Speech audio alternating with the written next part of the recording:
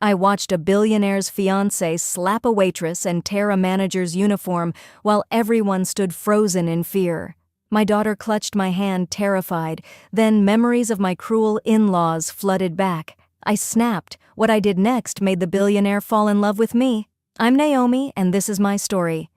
Before we dive in, hit that subscribe button and turn on notifications. Trust me, you won't want to miss how this unfolds. This story has twists you won't see coming. A single mother's courage, a billionaire's choice, and revenge that will leave you speechless. Let's begin. My name is Naomi, and I'm 28 years old. I'm a single mother to the most beautiful 6-year-old girl in the world, my daughter Sophie. If you saw me on the street, you'd probably think I'm just another tired woman juggling too many responsibilities. And you'd be right. I work 2 jobs, one at a small cafe during the day and tutoring kids in the evening. It's exhausting, but it's my life, and I built it from nothing. 2 years ago, I lost my husband in a car accident. But honestly, I'd lost him long before that. Our marriage wasn't a fairy tale. It was survival. What made it unbearable wasn't even him, it was his family. My in-laws made my life a living nightmare from day one. They never accepted me because I came from a poor family. My mother-in-law would look at me with such disgust, like I was dirt she'd stepped in. She called me worthless, useless, garbage. Those words still echo in my mind sometimes, late at night when I can't sleep. The worst part? The physical abuse. She would slap me over the smallest things. Burnt toast. A wrinkled shirt. Sometimes for no reason at all, just to remind me of my place. She once tore my favorite dress right off my body because she said it was too cheap and embarrassed the family.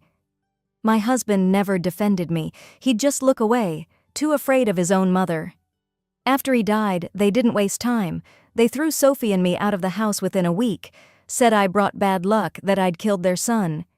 Can you imagine hearing that while you're grieving? But I didn't break. I couldn't. I had Sophie. So I picked up the pieces, found a tiny apartment, and started over. Every single day has been a battle, but we've made it work. Sophie is happy, healthy, and that's all that matters. I promised myself I'd never let anyone treat me like garbage again. I'd never be silent again. That brings me to 3 months ago, to the night that changed everything. My best friend Lucy had been planning her birthday dinner for weeks. She insisted on taking me and Sophie to this fancy restaurant called La Lumière. I tried to refuse. Places like that cost more than I make in a week, but Lucy wouldn't hear it. She'd already made the reservation, already planned everything. She knew how hard I worked and wanted to give me one special evening. So I agreed, mostly for Sophie's sake. My little girl deserved to feel special too.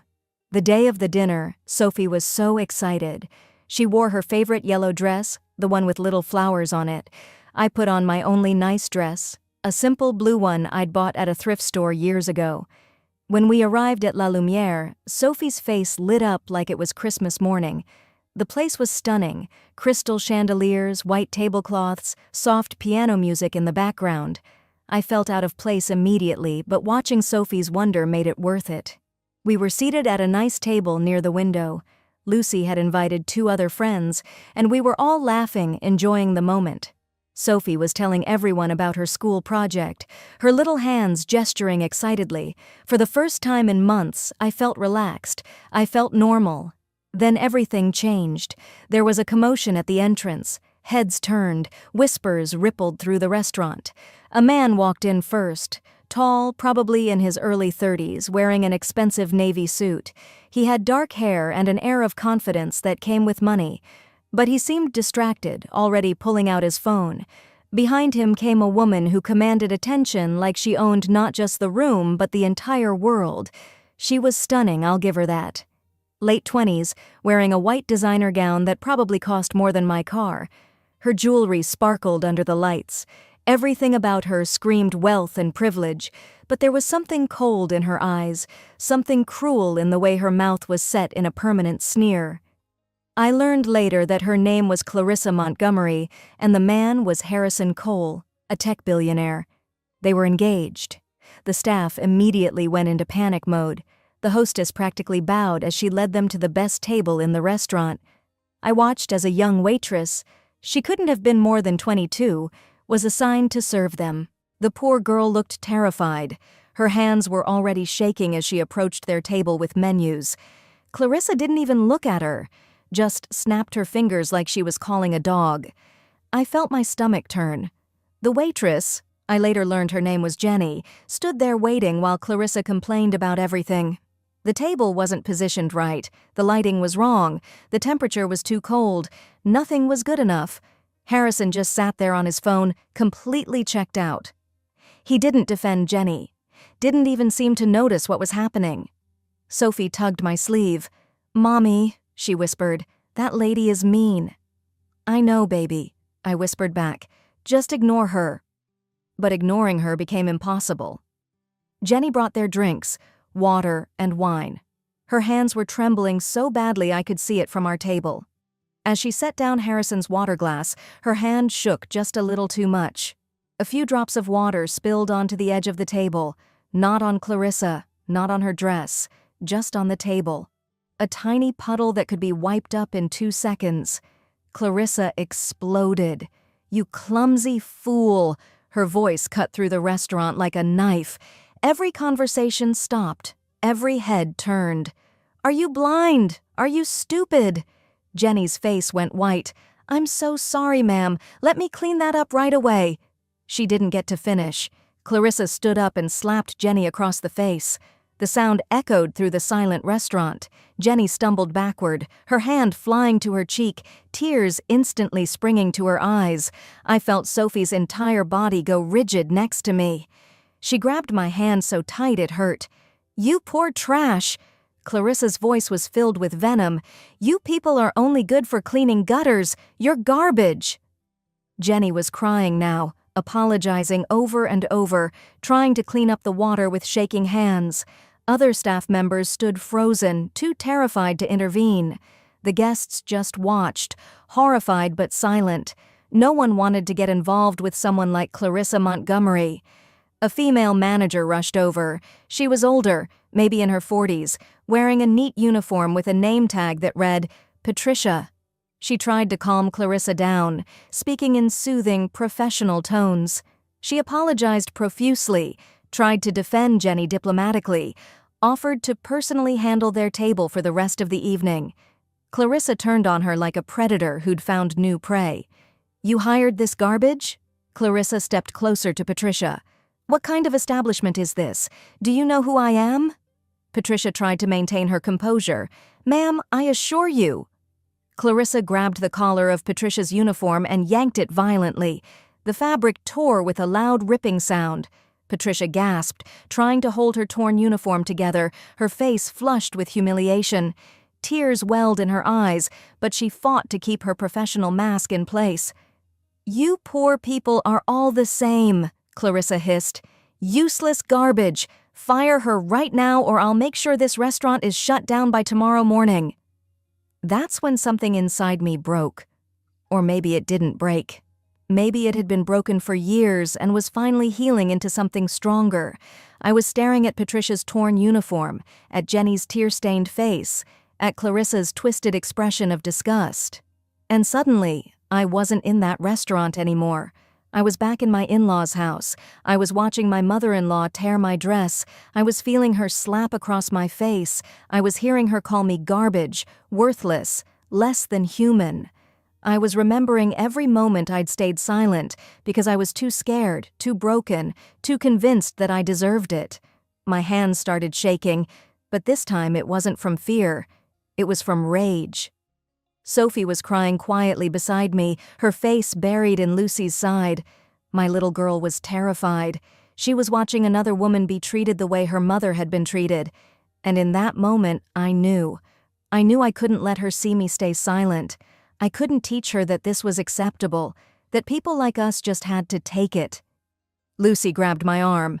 "Naomi, don't. She's dangerous. She has power." I stood up anyway. My legs felt like they might give out, but I walked toward that table. Every step felt like I was walking through water, but I didn't stop. Clarissa was still yelling at Patricia, still demanding that Jenny be fired. She raised her hand, about to strike Jenny again. I grabbed her wrist mid-air. Clarissa's head whipped around, her eyes wide with shock. For a moment, she was too stunned to speak. I held her wrist firmly, then twisted it backward, not enough to injure her, but enough that it hurt, enough that she knew I wasn't afraid. "Let go of me!" Clarissa shrieked, trying to pull away. "How dare you touch me?" My voice came out steady, cold. "That's enough. You've done enough." Clarissa's face turned purple with rage. "Do you know who I am? I'll destroy you. I'll sue you. I'll make sure you never work anywhere in this city again." "I don't care who you are," I said quietly. "You don't get to treat people like garbage." The restaurant was dead silent. Every single person was watching us. I could feel their eyes, their held breath, their shock that someone, especially someone like me, would dare confront Clarissa Montgomery. Clarissa wrenched her arm free and raised her hand to slap me. I saw it coming. I'd been slapped enough times to recognize the motion, but this time I didn't flinch. This time I caught her wrist again. And then I did something I never thought I'd do. Something that went against every instinct that had been beaten into me over the years. I slapped her back. The sound echoed through the restaurant. Clarissa stumbled backward, her hand flying to her cheek, her mouth open in absolute shock. She looked like she couldn't comprehend what had just happened. No one had ever dared to touch her, to fight back.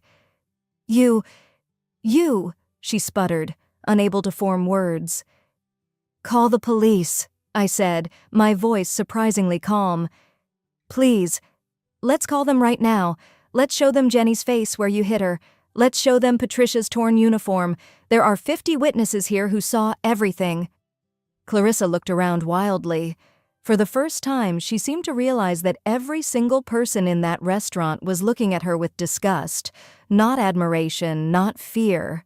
Disgust. I kept talking. The words poured out of me like they'd been trapped for years. "You called them garbage? Let me tell you something about garbage. I've been called that. I've been slapped. I've had my clothes torn off me.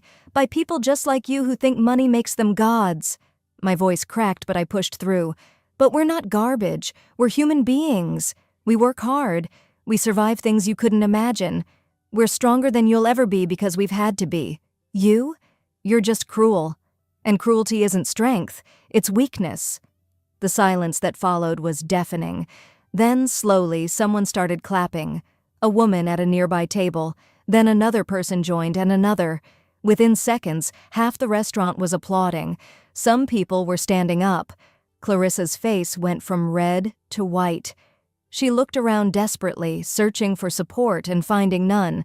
Then she turned to Harrison, who had finally put down his phone and was watching everything with an expression I couldn't quite read. "Harrison!"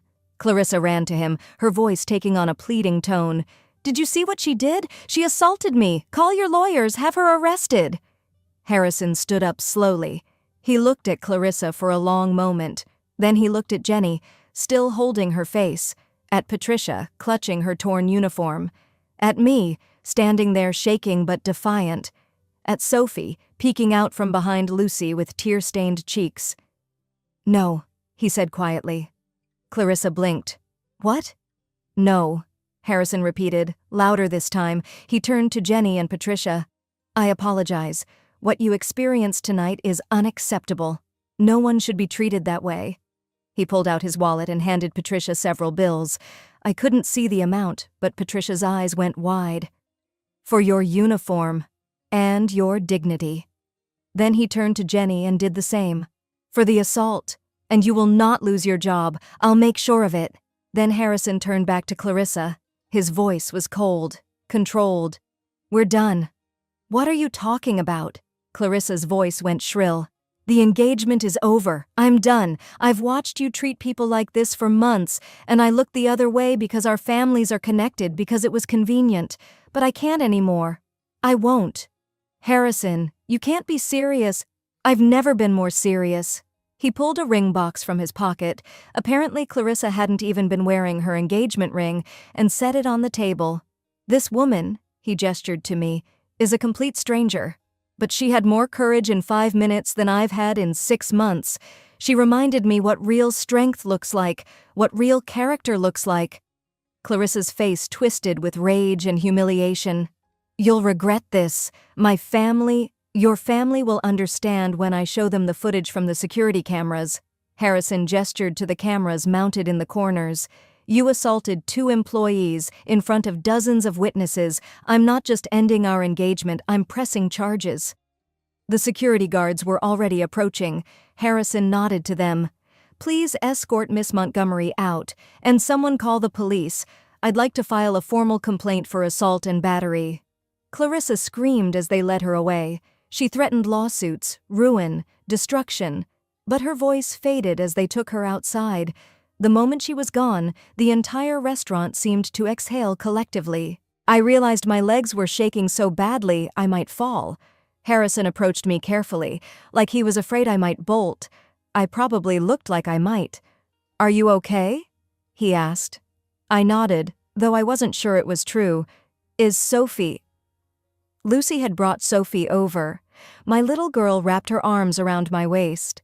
"Mommy, you were so brave." Harrison knelt down to Sophie's level. "Hi there, I'm Harrison. Your mom is the bravest person I've met in a very long time." Sophie smiled shyly at him, then buried her face in my side again.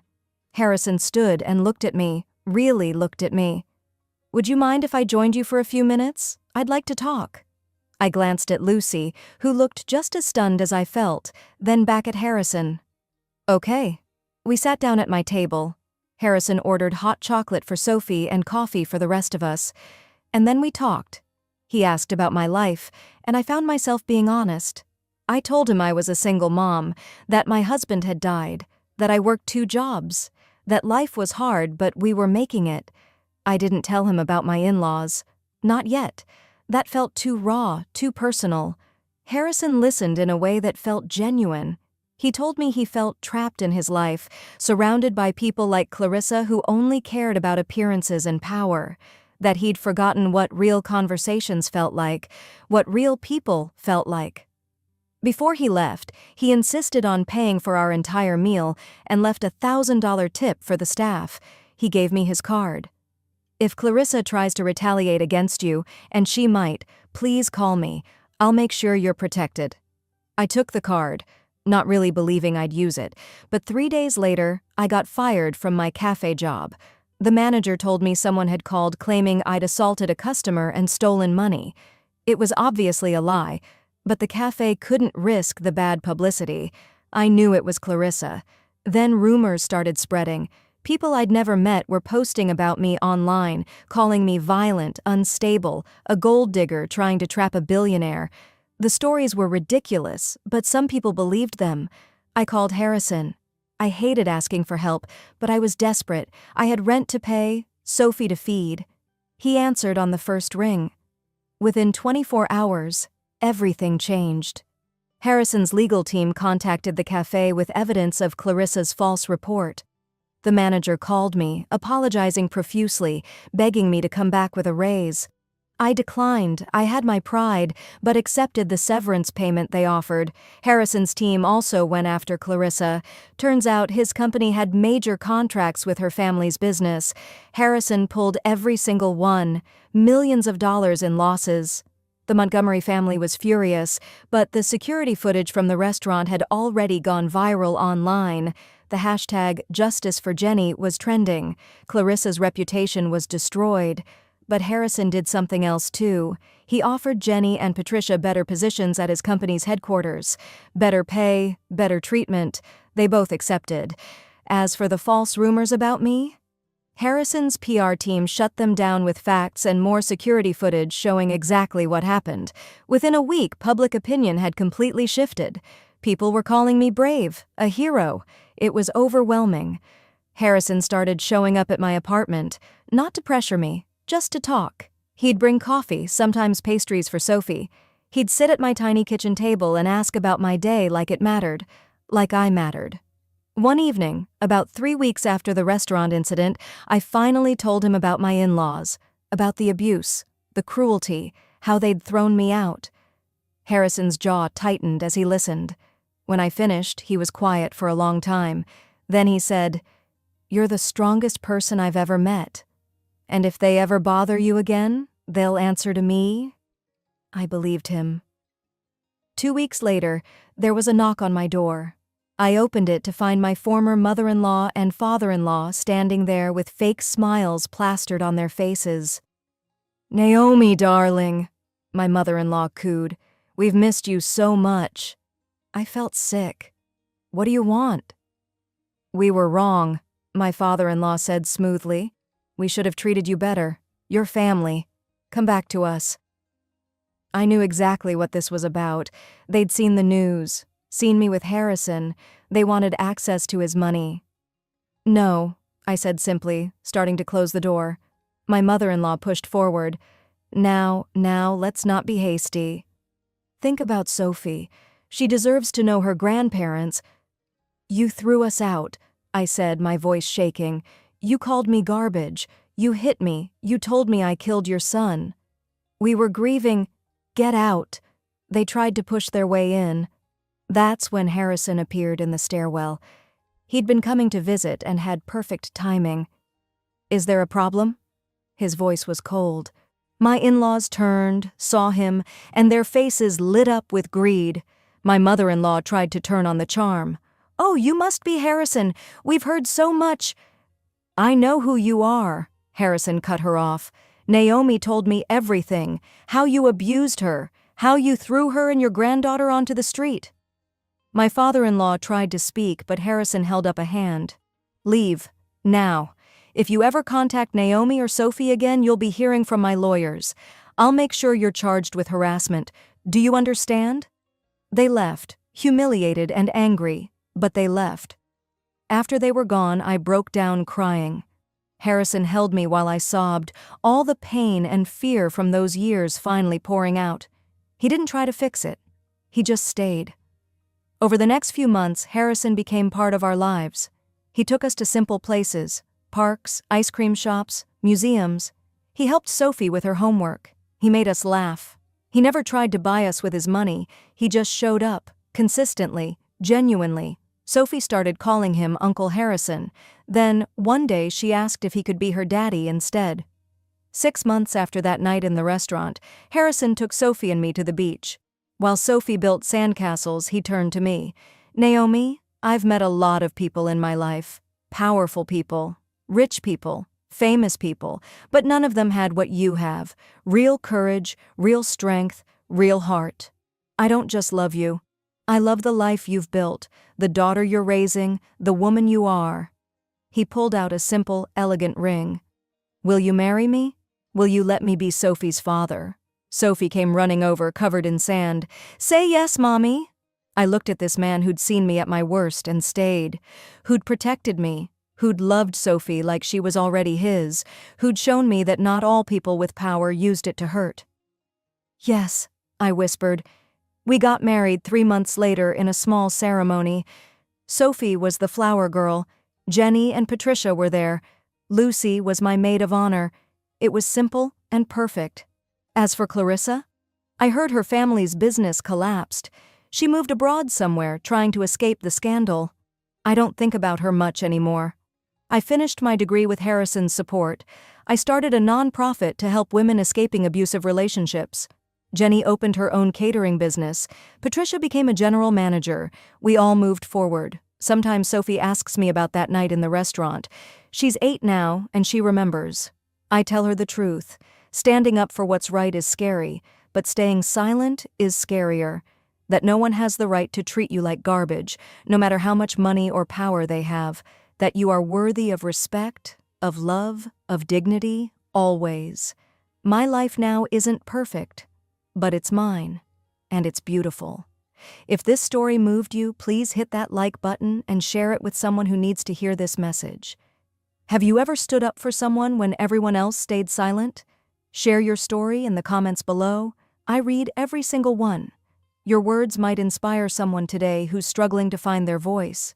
Subscribe for more real-life stories that prove kindness and courage can change everything. Until next time, remember, you are not garbage. You are strong. You are worthy. Your story isn't over. Sometimes the worst moments lead to the best chapters.